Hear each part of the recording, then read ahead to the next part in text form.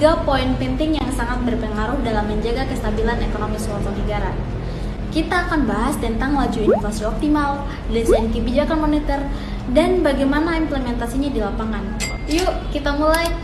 Sebelum membahas lebih jauh soal kebijakan dan strategi, kita harus pahami dulu kondisi seperti apa sih yang sebenarnya ingin dicapai oleh pemerintah dalam mengatur ekonomi. Nah, disinilah pentingnya memahami konsep inflasi optimal. Laju inflasi optimal adalah tingkat inflasi yang dianggap ideal untuk menjaga keseimbangan ekonomi tidak terlalu tinggi dan juga tidak terlalu rendah. Biasanya berada di angka 2 hingga 3% per tahun. Di level ini, ekonomi dianggap cukup stabil karena masih terkendali dan kegiatan ekonomi serta investasi tetap berjalan. Intinya, inflasi yang sehat itu justru penting sebagai tanda bahwa ekonomi bergerak. Nah, setelah tahu berapa inflasi yang ideal, pertanyaan berikutnya muncul. Bagaimana cara mencapai target itu? Apakah cukup dibiarkan begitu saja? Jawabannya tentu tidak. Disinilah peran kebijakan moneter hadir sebagai pengatur utama arah ekonomi nasional. Kebijakan moneter dirancang oleh Bank Sentral seperti Bank Indonesia sebagai alat untuk mengendalikan inflasi dan menjaga kestabilan nilai tukar. Saat ekonomi sedang lesu, Bank Sentral biasanya menerapkan kebijakan ekspansif, yaitu menurunkan suku bunga agar masyarakat dan pelaku usaha lebih aktif berbelanja dan berinvestasi.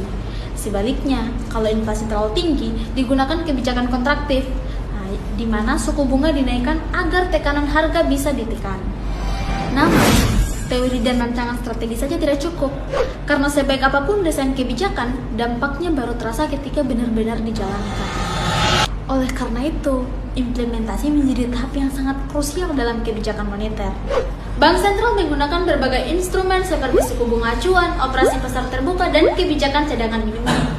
Misalnya, pada tahun 2022, ketika inflasi meningkat karena tekanan global, Bank Indonesia merespon dengan menaikkan suku bunga secara bertahap. Dan tujuannya adalah menjaga daya beli masyarakat sekaligus menjaga stabilitas sistem keuangan. Kalau kita rangkai semuanya dari inflasi optimal, desain kebijakan, hingga pelaksanaannya di lapangan, terlihat jelas bahwa ketiganya saling terhubung dan membentuk fondasi utama dalam menjaga stabilitas dan pertumbuhan ekonomi. Kesimpulannya, inflasi yang terkontrol, kebijakan yang dirancang secara tepat, dan pelaksanaan yang bijak adalah fondasi penting untuk menciptakan ekonomi yang sehat dan berkelanjutan.